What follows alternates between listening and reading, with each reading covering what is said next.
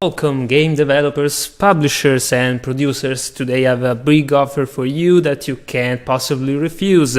Did you have a bad year? Did you have a game that wasn't very much high rated or bad reviewed, such as this one, as you can see? And did you have another game that was very well done, is very high praised, such as this one? The camera is on, yes. And you don't know how to make more money out of them? Well, this time you can do simply by taking two games, ripping the best parts of them and collect them into one new game, such as this one, Assassin's Creed Rogue. Today I have this special offering. You can have them all in one package at the full price of $70 plus, of course, the pre-order bonuses and all. Thank you for the offering and come be a part of it as soon as possible. Jokes aside, Assassin's Creed Rogue is a pretty fine game, which I very enjoyed, mainly because it was continuing of Assassin's Creed Black Flag in terms of gameplay and style. And also, there are some bad things and good things also about this game. The fact is that, as you can see from the title, this is pretty much a patchwork that Ubisoft had done in order to, some sort of recovering from the big fail of Assassin's Creed 3, and they try to match up the best parts of Assassin's Creed 4 Black Flag, which is a pretty awesome game. I loved so much that game. And they try to sell it again in another form, this time mixed with a new story and improved gameplay on battleships. The pros of the game are that it's still in there, the battleship system, which is no more on Assassin's Creed Unity, unfortunately. That was a very bad game, indeed. I think it deserves like a 5 out of 10. I'd like to review games such as this one, not giving a score from 1 to 10 or 0 to 10, but giving it a price that I would pay for it. For example, this one, Assassin's Creed Rogue, I will pay like $30 or euros. And for example, Assassin's Creed Unity, I would pay like 20. It's a game that's not worthy any much more of it. So coming back to Assassin's Creed Rogue, the pros are that other than the battleships and naval combat, which has been improved, and more upgrades are available, such as the flammable oil that you can spit from the backside of the ship. Curious case. And there are new locations. Some of them are very awesome, like the Arctic. It has been designed all Canada and North America, Iceland. That is very, very cool to travel, and also of course the sea shanties are the best part of the game. And other good stuff is the story that, in my opinion, it is one of the best because it takes back from Assassin's Creed 1 and precisely the kind of story that I loved in that game.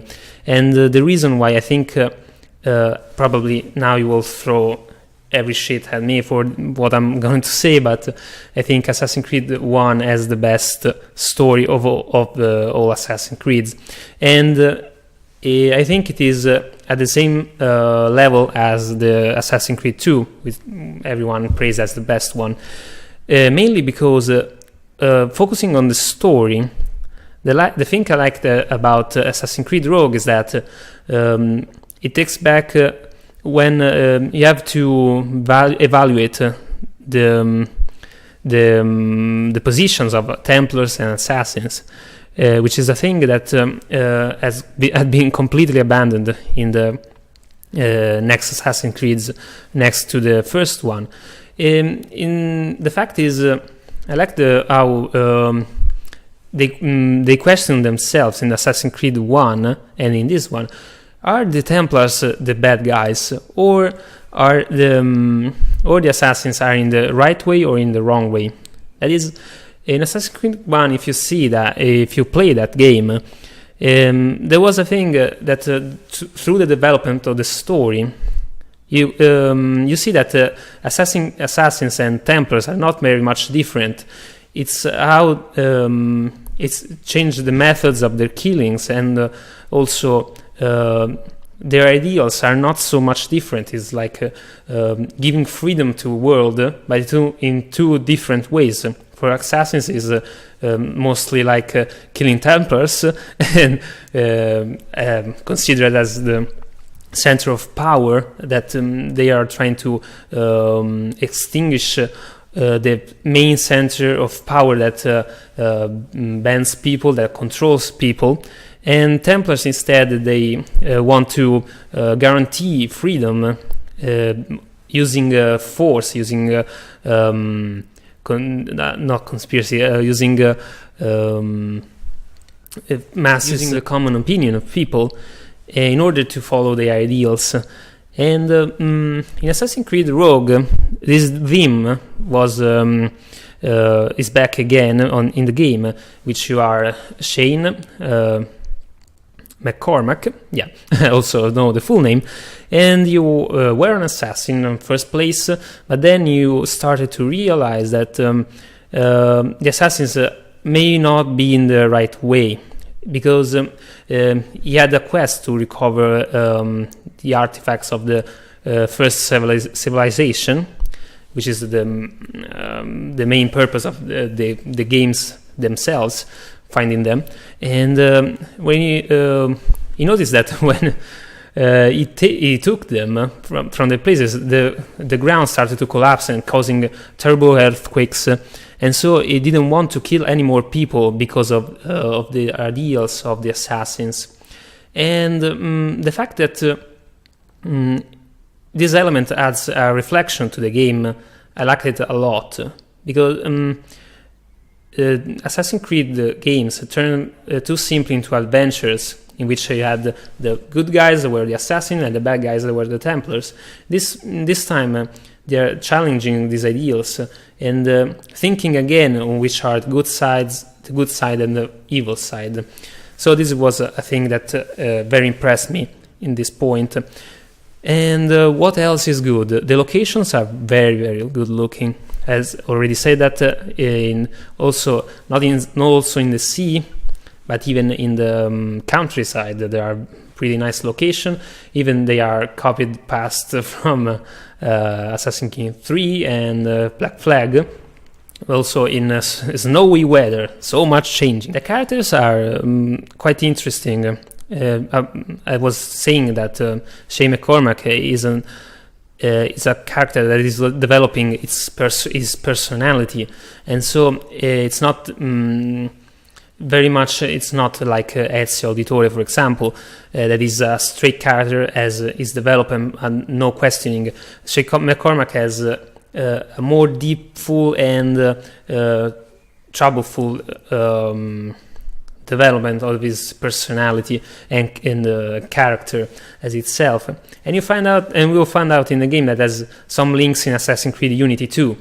While instead the bad aspects of the game, the main one is that it has completely been ripped off by the two games I mentioned before. For example, now we have two large maps.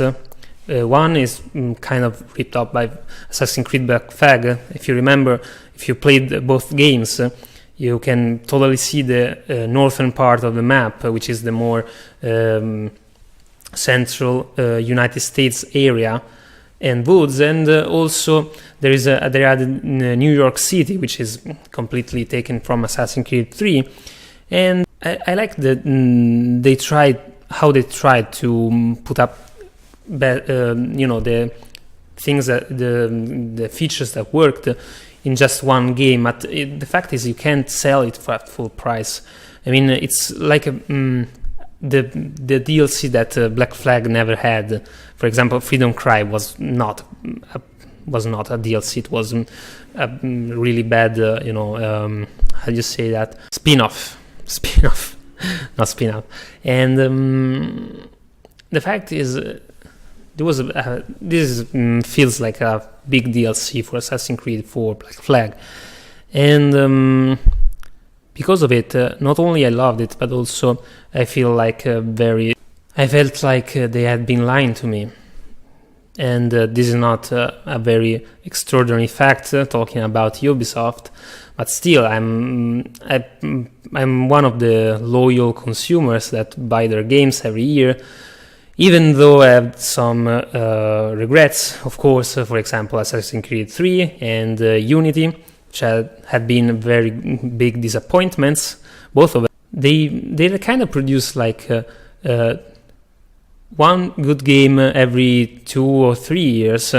Think about Assassin's Creed 1, to me at least, 2, or Black Flag, and Rogue. It was a slightly good game, and they managed on this to create expectations from their buyers, and so they kind of have this business line that is creating good games and then releasing a bad one in order to get all the money from them, expecting a good game, and creating expectations for the next that would be good or better than the other one. Another bad aspect of Assassin's Creed Rogue is the backside story. As you know, if you play one of them, there are stories about the characters in particular history times. For example, this one was before the American Revolution, and simultaneously you are talking about now the modern times. Nowadays you are an agent, some sort of agent of Abstergo, which is the Society of Templars, their corporation. They are trying to rule the world with it, and so you are working on the Animus for them, and you are kind of being part of some sort of breachment of their system, because the assassins are trying to collect more information on the artifacts of the first civilization before the Templars could use them to rule over the world. And there is some sort of feeling that I hated so much, that you are kind of part of a conspiracy on the good side. I think they wanted to make the players feel smart, because of thinking they are on the right side, on the good side of their assassins, and they are trying, there's some sort of feeling that you are breaching to the system of a big corporation, you're doing hacking. This is part, of a little side story in which you are the protagonist, you are the main hero that is helping the assassin stop the Templars, and freedom for all, and cheers, and toasts, and wine for everyone. But these are forced feelings, I think, and so I'd rather prefer they would stop doing that.